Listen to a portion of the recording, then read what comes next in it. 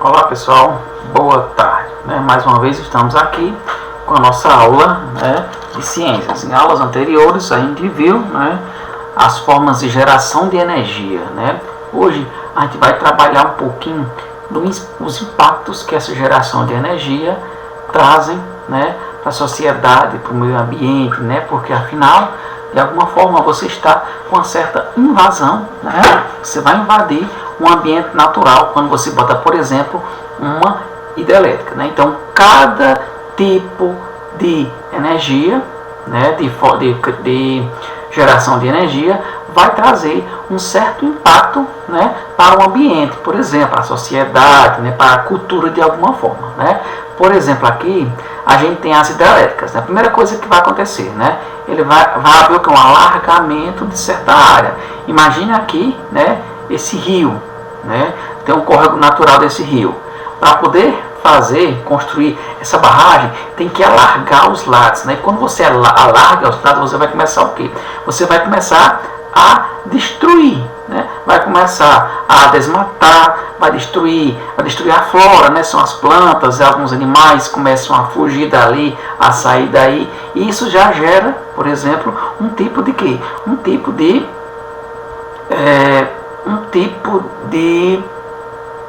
impacto, para o ambiente, Então, as comunidades aquáticas, elas começam a se modificar, porque de certa forma houve uma ampliação aqui, houve uma redução desse lado de baixo, da correnteza. Então, isso tudo gera o quê?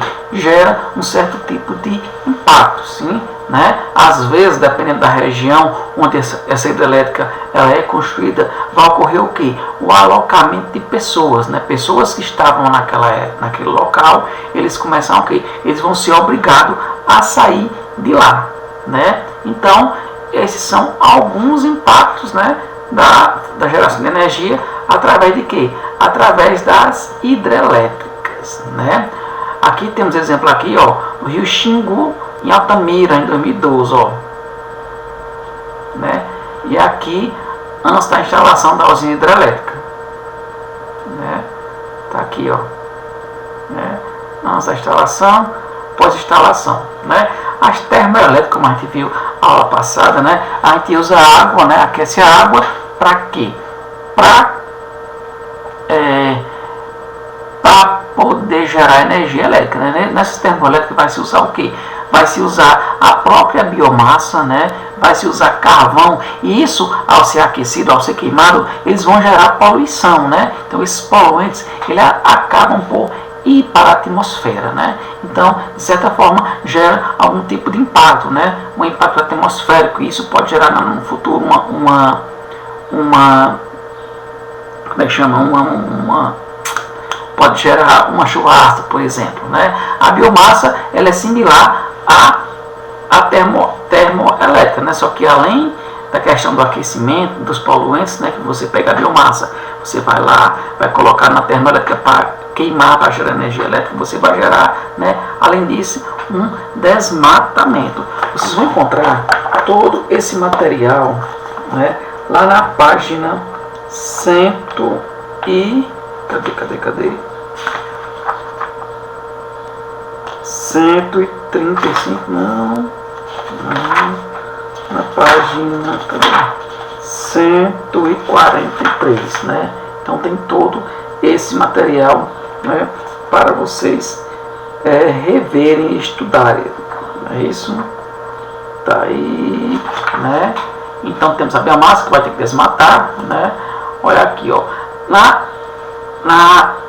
nas usinas eólicas, é muito comum em países da Europa, por exemplo, a Alemanha, é muito comum aqui no Brasil tem sim também, mas em fase experimental e pouca em relação aos países afora, O que acontece muitas vezes, essas pás, elas fazem um barulho bastante grande. Então, se você morar perto daquele local, ou então alguns animais, eles vão acabar sendo influenciados com aquele som, Então, isso acaba por gerar um impacto, ambiental, em relação a isso. Alguns animais, eles vão procurar sair daquela região por conta desse incômodo, Pode ser uma besteira, mas para eles, influencia sim. Outra coisa também é algumas aves que elas acabam colidindo, né, com as pás, e se acaba por matar algumas aves. Não é tão comum, mas isso é uma forma de impacto, né? Então, se por acaso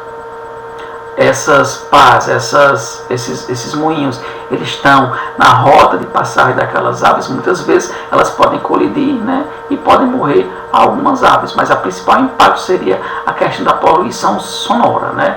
Nas energias solares, o que acontece no momento que você vai instalar, quando a usina, por exemplo, uma usina grande, ela vai instalar as energias elétricas, ela costuma desmatar uma certa região para colocar os painéis solares, né? Isso quando são instalados esses painéis em usinas grandes, né? Em casa, normalmente você coloca nas casas, na zona urbana, por exemplo, o pessoal costuma colocar em cima do telhado, né? Mas além disso, aquele material de que é feito as placas solares, eles são materiais tóxicos e com o tempo, né, eles têm uma vida de aproximadamente 10 a 30 anos, né, eles vão ser o quê? Eles vão ser desgastados e vão ter que ser descartados, né? Então isso acaba por gerar, né, uma poluição tóxica, né? Vindo de que um lixo tóxico vindo desse material, ele chega a ser tóxico, né? E nas usinas nucleares nós temos o quê? A poluição térmica, ou seja, para poder esfriar, né, os reatores é preciso passar água, né? Então a água ela vai ter que circular pelos reatores, né, para resfriar esses reatores, e essa água ela vai voltar para o ambiente dos rios, por exemplo, né? Muitas vezes essa água ela é contaminada. Detalhe, né? Essas usinas elas costumam estar próximo do local onde tem um leito de água, um mar, um rio. Por quê? Porque precisa de muita água para manter esses reatores em constante resfriamento, né? Então isso faz com que, né, essas usinas elas sejam sempre construídas em locais próximos à água, né? Essa água ela é bombeada para dentro dos reatores para resfriá-los, depois acabam por voltar, né, para o rio novamente, né? Só que esse processo de bombear, passar pelos os dutos e voltar para o rio, acaba por trazer, né, poluição dessa água, né? Outra coisa também interessante é a questão dos riscos de acidente, né? Essa usina nuclear, né, elas são muito seguras, mas pode ocorrer sim algum tipo de acidente nuclear. E quando isso ocorre, né, o que acontece? Os resíduos radioativos eles vão se espalhar pelo ambiente. E quando eles se espalham, eles podem gerar danos genéticos, ou seja, ele vai alterar o material, o DNA das pessoas que entraram em contato. Isso acaba no futuro por gerar um câncer, por exemplo, né? Elas espalham com o vento, então facilmente, né, esse material radioativo ele vai espalhar pelo vento, né? Então o próprio ar vai levando e ele consegue ficar ativo por mais de 100 anos, né? Então esse material radioativo ele fica ativo por vários anos, né? Eles são armazenados atualmente em concreto. Eles fazem umas imensas piscinas, né? Imensas piscinas, colocam esse material em concreto, uns blocos de concreto, e colocam nessas piscinas gigantescas, né? Por quê? Porque a água ela costuma, né, evitar que a radiação se espalhe, né? Então esses concretos com material radioativo, né, esses blocos de concreto com esse material radioativo, eles ficam lá isolados, né? Mas de alguma forma eles geram sim esses impactos, né? Consumo responsável de energia, né? Quando você vai comprar uma TV ou qualquer equipamento eletrônico, você vai ver o que? Você vai ver esse selo, né? É o selo da Procel, né? É o selo da Procel. Ele vai indicar para você, né? Vai indicar para você o quanto de energia, né? O quanto de consumo aquele equipamento ele vai gerar, né? Em um mês, em uma hora, né? Então esse selo é muito comum, né? Então o selo A, né, o verdinho, é o mais eficiente, quer dizer que aquele equipamento ele vai consumir menos. Então o que acontece? O consumo ele depende da potência do equipamento.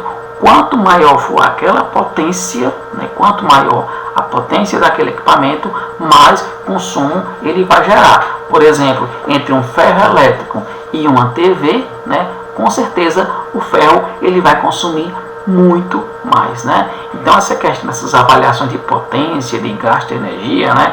A empresa responsável, né? É tanto a Avisa como também o Inmetro, como também o Procel, né?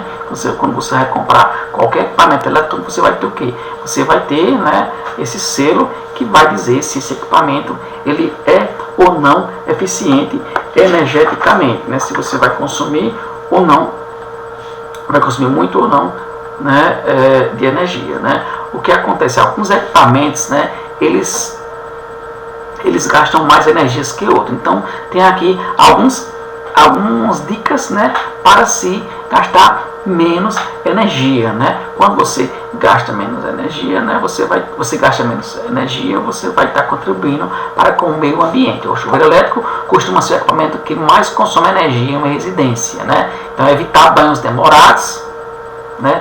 Procurar usar o chuveiro na posição verão sempre que possível e limpar periodicamente os orifícios por onde a água sai. Então isso aí faz com que você gaste menos energia usando o chuveiro elétrico. Se bem que aqui na região, né, a gente não tem esse costume de usar o chuveiro elétrico, porque aqui, como é muito quente, né, a gente dá preferência às águas um pouco mais geladas, né, um banho mais frio é melhor, né.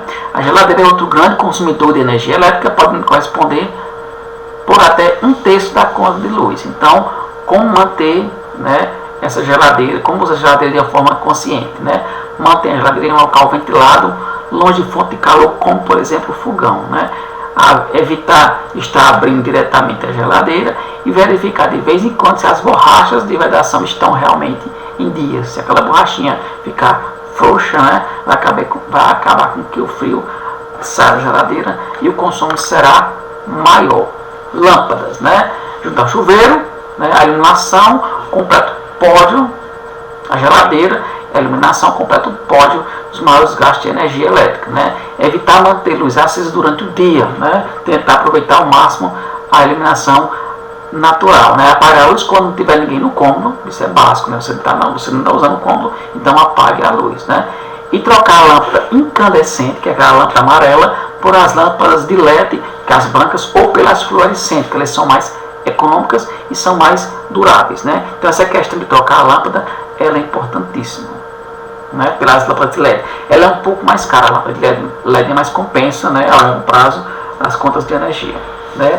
TV, quarto lugar, os equipamentos antigos de tubas gastam mais energia, aqueles grandão, né, que tem uma bundona, eles gastam mais energia do que as TVs atuais, né? Evita deixar a TV ligada quando não tiver ninguém assistindo, né? Você não vai assistir mais, desliga a TV, né? E quando for comprar, tentar comprar essas TVs que são mais econômicas, esses modelos mais modernos, né? Ferro de passar roupa, esse equipamento tem potência elevada e gasta muita energia enquanto aquece até atingir a temperatura ideal, né? Então acumule várias peças de roupa para passar de uma vez, evitando ligar o ferro várias vezes. Passe primeiro as roupas que exigem temperaturas menores, né? Deixando por último as peças como jeans e linho, por exemplo, né? E para encerrar, temos o que? A máquina de lavar roupa. O consumo de energia nesse equipamento se deve ao motor, né, que ela possui, né? Procurar usar a máquina em sua capacidade total, evitando lavar pequenas quantidades. Lavar muitas roupas de uma vez, apesar de às vezes não sair tão limpa, né? Mas em relação ao consumo de energia é melhor. E limpar de vez em quando o filtro da máquina. Por último, o ar-condicionado, né? Corresponde a mais de 15% da conta de luz para quem tem, né? Manter as portas e janelas fechadas quando estiver usando. Se estiver ligado o ar, é manter todas as portas e janelas fechadas. Limpar de vez em quando o filtro de ar, né? E não manter o aparelho ligado quando o cômodo ficar vazio por muito tempo. Se tiver ninguém usando, desliga, né? Então é isso. Esses são, né, as formas de se tentar, né, evitar uma conta de energia alta, né? E mas também alguns impactos que a geração de energia eles podem causar. Então vou mandar para vocês agora em PDF, né? Vou mandar em PDF o conteúdo, como também, né, as questões. Então vocês vão responder e vão enviar para mim. Qualquer dúvida, vocês me mandem no PV, ok? Então, até a próxima aula, pessoal.